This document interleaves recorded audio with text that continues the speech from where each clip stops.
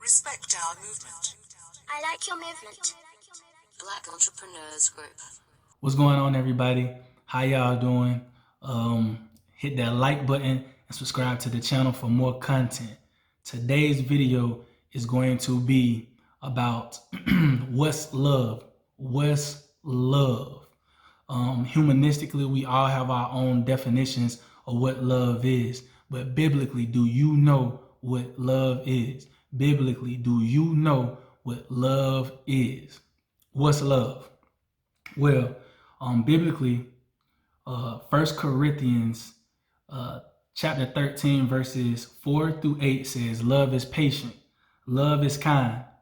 It does not envy, it does not boast, it is not proud, it does not dishonor others, it is not self-seeking, it is not easily angered.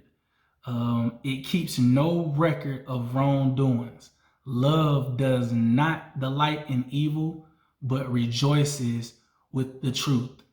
It always protects, always trusts, always hopes, always perseveres. Love never fails, but where there are prophecies, they will cease. Where there are tongues, they will be stilled. Where there is knowledge, it will pass away. So that's biblically what love is. Now, humanistically, you may have your own definition of what love is to you, but what's love? When you are in a relationship, friendship, marriage, or bond, what is your definition of love? Can you see love manifesting in your friendships, your marriages, your bonds, or or your relationships? For some odd reason, we as people have been conditioned to only humanistically look at love. And that's part of the problem. Part of the problem in your relationship, as we speak, in your friendships, in your marriage, and in the bonds that you create with people, is you don't know what love is. You know what it feels like to love something, but you don't know what the actual definition of love is. Now we're gonna break this down. Love is patient. Love is patient. What does that mean? It means that, it takes time to develop into love. It takes time for anything to develop properly. So it's going to take some time for you to develop that love, not for someone, but with someone. And with that being said, that is love. It's patient. Being patient enough to love, but also being able to love someone and get love in return. Love is kind. Love is kind. Understand that a kind word is a direct representation of who you are as a person and the love that you give to other people. Learning how to be kind is a acting action, henceforth love. And it also says love does not envy. So we all are humans. So humanistically, we get jealous. That's the reality of it. We get jealous of certain things all the time. Certain people. We are subject to that because we are human. Humanistically, we get jealous all the time. But when it comes down to envying a person, envying something that someone is getting as far as their blessings. When someone receives a blessing or is getting a blessing, you should not be envious of their blessing. You should be proud that they are receiving a blessing. In a relationship, when you see somebody happy and they're blessed, I don't need you to snore up your nose and say, why this person with that person? Or, well, he didn't give me that chance to give me that opportunity, or she didn't give me that opportunity. Nah, man, that's not love. If you really love a person wholeheartedly, whether they give you the opportunity or not, you're supposed to be happy for them. It says it does not boast, which means love does not brag. It doesn't have a boastful spirit about it. It's not boastful. It's calm. It's peaceful. Love is peaceful. It is very peaceful. It says it does not dishonor others. So because we're humanistically, things happen. Because we're human, things happen. Humanistically, we are in control of everything humanistically that goes wrong in our relationship. Sometimes it's not the other person. Sometimes it's you. Sometimes it is you. You know, we don't really take in consideration the things that we do in our relationships, our friendships, our marriages, and our bonds that really makes people around us upset with the decisions that we make. One thing that I tell my students all the time, because I am a teacher as well as a mentor and as well as a motivational speaker. One thing that I tell my students a lot of times is you have, you are in control of the choices you make. You are in control of the choices you make. What you cannot control are the consequences behind your choices or your actions that you make. You cannot control the consequences of the choices that you decide to make. And I share that with y'all because at the end of the day, that's the reality of it. As a couple, two people, what happens is when you make a decision to do something, it affects your partner. And again, because you chose to make the decisions that you make, whether they're good or bad, your partner, they are in control of how they act, their actions. You cannot control how they react to the things that you do. You're not in control of their reactions by far. So I say that love is not self-seeking. Love is not self-seeking. That in a nutshell should tell you that when you're talking about love, being in love, love covers a multitude of not only sin, but things. What that is basically saying it is not self-seeking.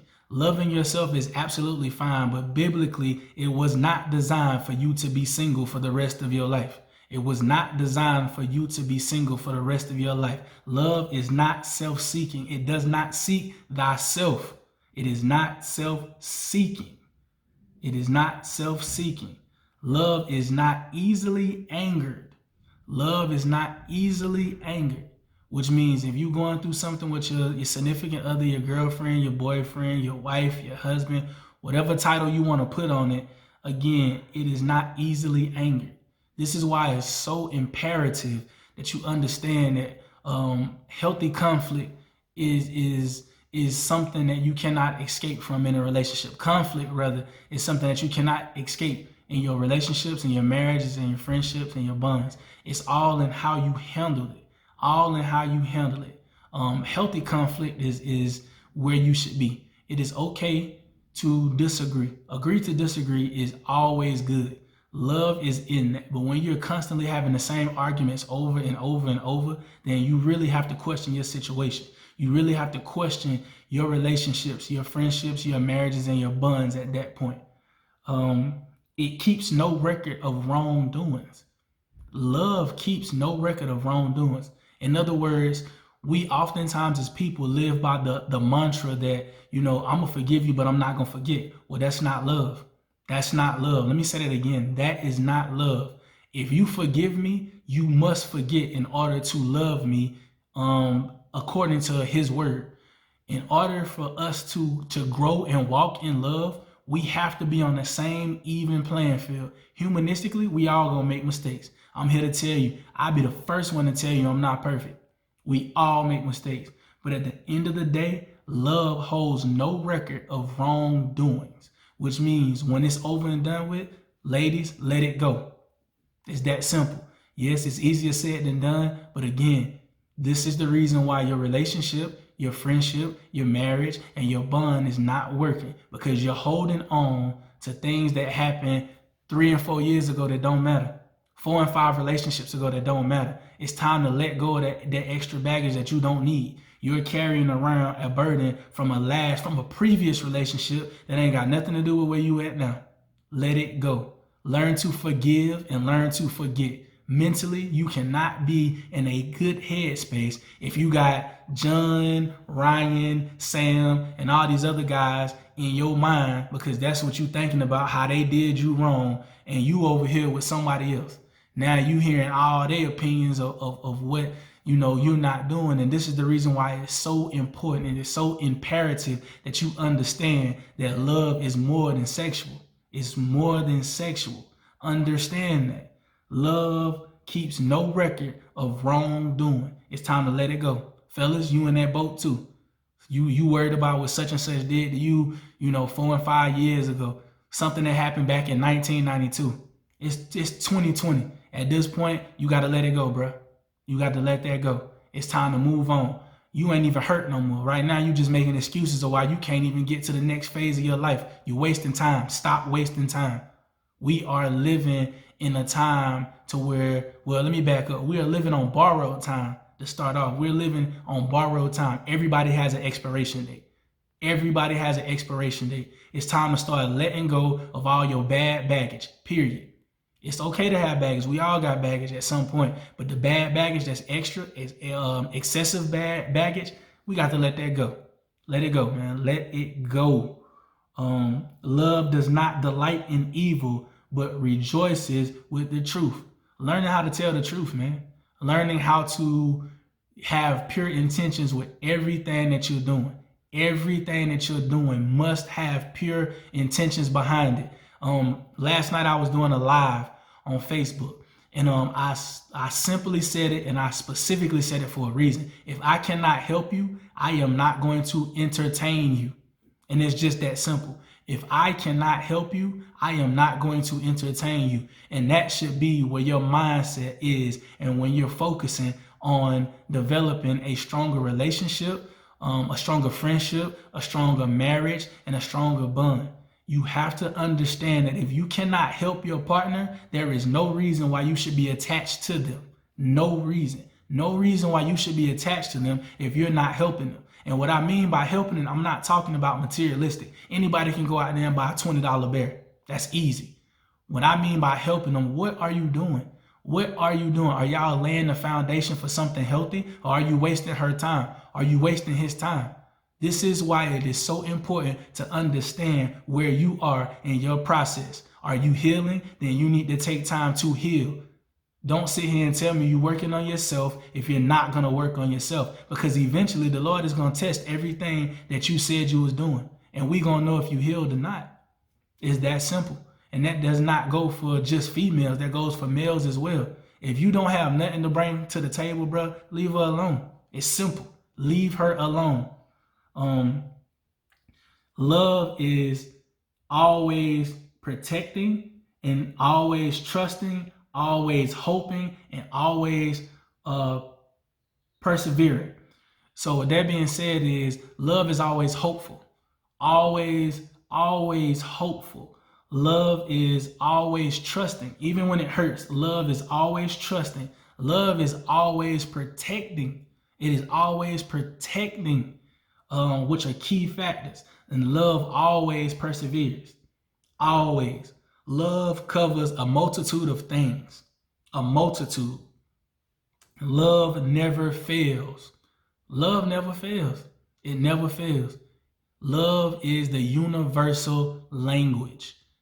It is also an action word. Without the actions reciprocating the word itself, the word means nothing. This is why it is so imperative that you understand that not only is it an action word, but it's a feeling word. You have to understand that love is something that you cannot touch, but it's a feeling, and it also is an action.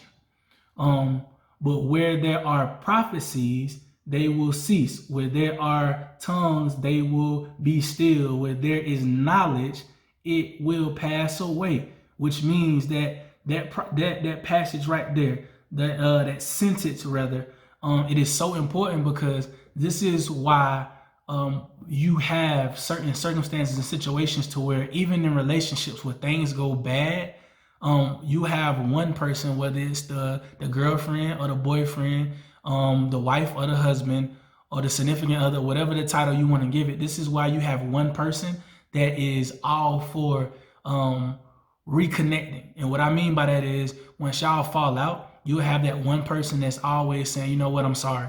I'm sorry that this is going wrong. I'm sorry, because they understand that love never fails. They understand that, everything will pass away in due time. It shall pass. It too shall pass. And where there are tongues, things will be still. You can speak things into existence based on your faith and based on your love.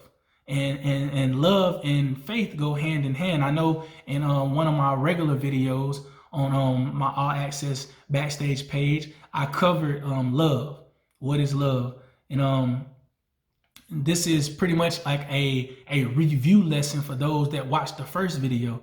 And with love, you have so many levels of love, and it is so important that you understand your love language, so therefore you can tell someone else what your love language is, and they can tell you what their love language is, and y'all can coexist together, be evenly yoked together. Because if you're unevenly yoked, then what happens in those situations is you create conflict where there shouldn't be conflict. You are always arguing about things that don't matter in your relationship. Sometimes the littlest problem manifests into bigger problems because we don't address them. We don't know how to love each other. We love the actions behind what a person does for us. We love when people buy us things. We love sex. We love when people cook for us. We love for these things to continue to happen. But when it comes to our relationship, our friendship, our marriage, and the bonds that we create with people, we don't love. How can two people walk in love when they don't understand the concept of what love is? Do you really understand the powers you have when you and your significant other work together? When y'all walk in y'all calling, when y'all walk in love and y'all actually walk it out, man, y'all could be a power couple. It's somebody right now watching this video wondering why their boyfriend can't keep a job, or can't do this, or can't do that, or they wondering why their girlfriend can't do this or can't do that. They wondering why their wife struggles with this area. They wonder why their husband struggles with this area, because what has happened is they lost their faith, but they also lost their faith in love. They lost their faith in love. How can you say I love you without the corresponding actions to go with it? That's what I don't understand. How can you tell me you love me when your actions reflect otherwise? Don't take me out of my comfort zone to hurt me. In other words, don't tell me you love me if you're gonna leave me. Stay away from people that cannot help you. If they're not helping you, they're hurting you. If you're not carrying forth, you're hindering, which means now you're pulling me back. I don't want to be dragging you behind as I elevate. I don't want to be in a position to where I cannot help you because you cannot hear from the Lord yourself and you don't trust me. You cannot trust me if you don't love me in the proper way. Love is a beautiful thing when done right, but it also is a dangerous thing when done wrong. This is why you have passion crimes. People get so sucked into passion crimes because they loved the idea of someone loving them until it was not beneficial to them anymore. This is why problems happen. This is why your relationship has hit a peak, because now the love is being tested and you don't know which way to turn. You don't know where you at. This is why it is so important to understand what love is biblically. Because humanistically, we can make up all the definitions in the world for what love is. But let me ask you this question. When was the last time you told someone that you loved them from an honest place and didn't expect anything in return? You know how many times I've said I love you to someone and I did not receive a response back? I didn't have to get a response back. I would send I love you to my family, to my friends, to people that I'm close to, because at the end of the day, no matter what they're doing, I'm making sure I understand what the true definition of love is, which is patient, which is kind. It does not envy, it does not boast, it is not proud, it does not dishonor others, it is not self-seeking. It is not easily angered, it keeps no record of wrongdoing. Love does not delight in evil, but it rejoices in the truth.